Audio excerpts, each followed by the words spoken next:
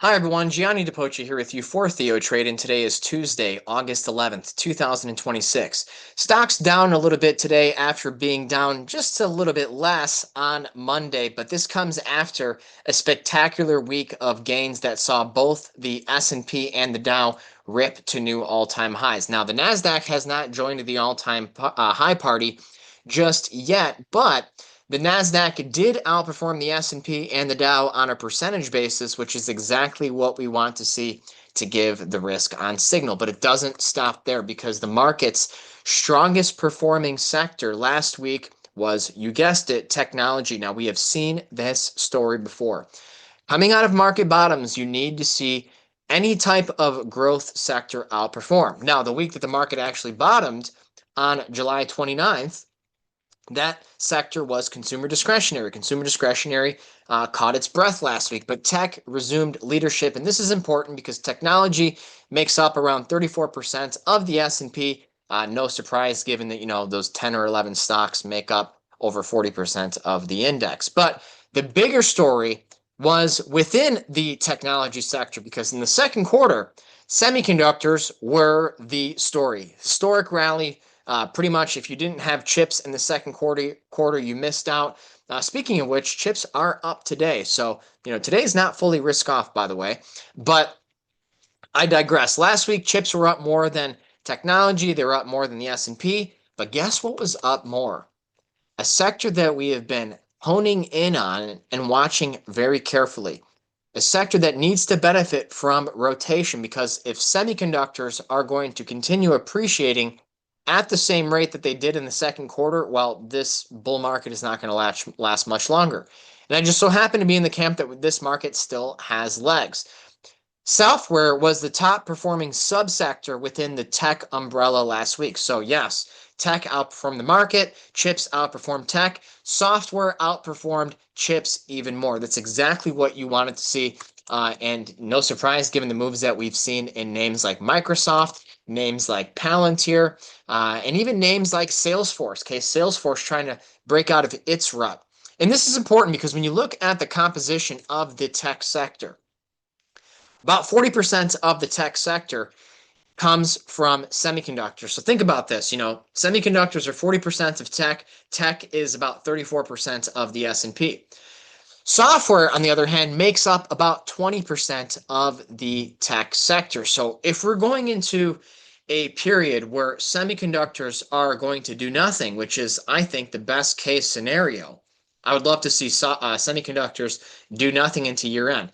Look for software to pick up leadership and start outperforming. I mean, I've been running through numerous names in the software space. Some of them have already started to break out, but I'm seeing a lot of moves that are projecting rallies north of 100%. I mean, this is the sector with the most opportunity right now. So I'm very excited about it.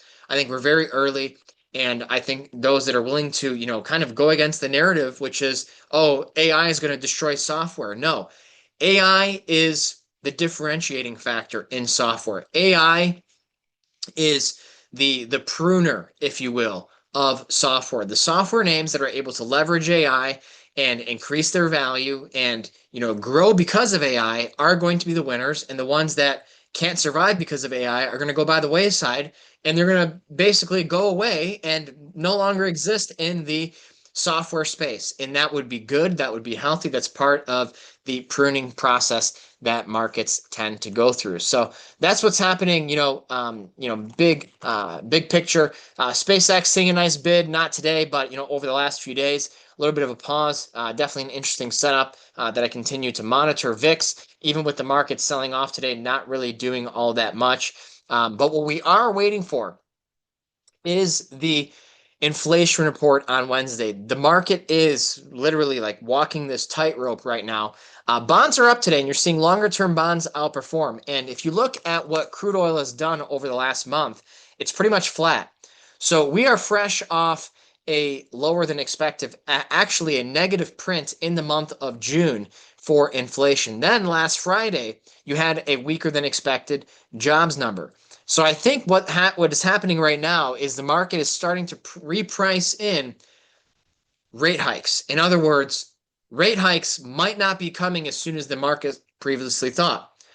right? It wasn't long ago the market was expecting a rate hike in September. I don't think that's going to happen. And I think if we get a soft number tomorrow or even a negative print, you're going to see bonds rip. You'll probably see crude oil sell off and you'll see the dollar come back down with it. So I don't think the dollar sell off is over just yet.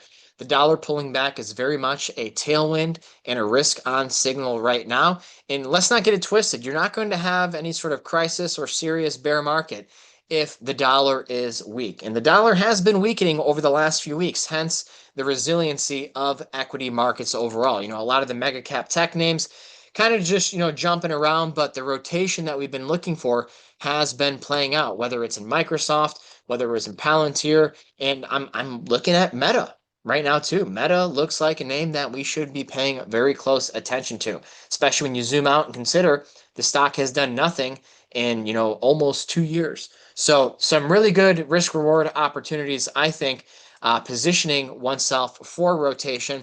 Take a look here at precious metals. They also had a good week.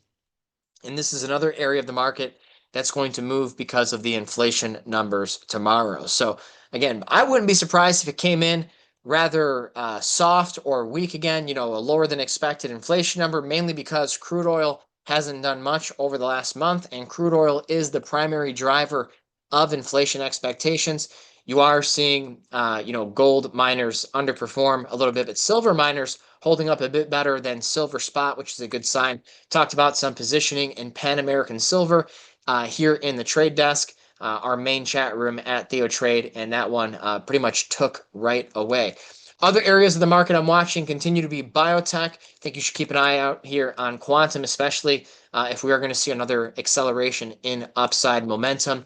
In terms of cryptocurrency, Bitcoin looking a little bit heavy now, but I do think we are on the verge of a big move of the sorts. Okay, either we're going to have a trend continuation and drop to 53, 56,000, or this is just a false move lower. But I'll tell you what, you break above 66, 67,000 to the upside on Bitcoin, you could see this start to run very quickly. Again, the weaker dollar, liquidity conditions, if the rate hike, schedule gets pushed back, that's, I would argue, a tailwind for cryptocurrencies. So that's what's going on big picture right now. Again, I would watch software going into the end of this week, even watch basic materials. I know that miners fall into this category, but you got some rare earth names, strategic and rare earth metals that, they're pulling back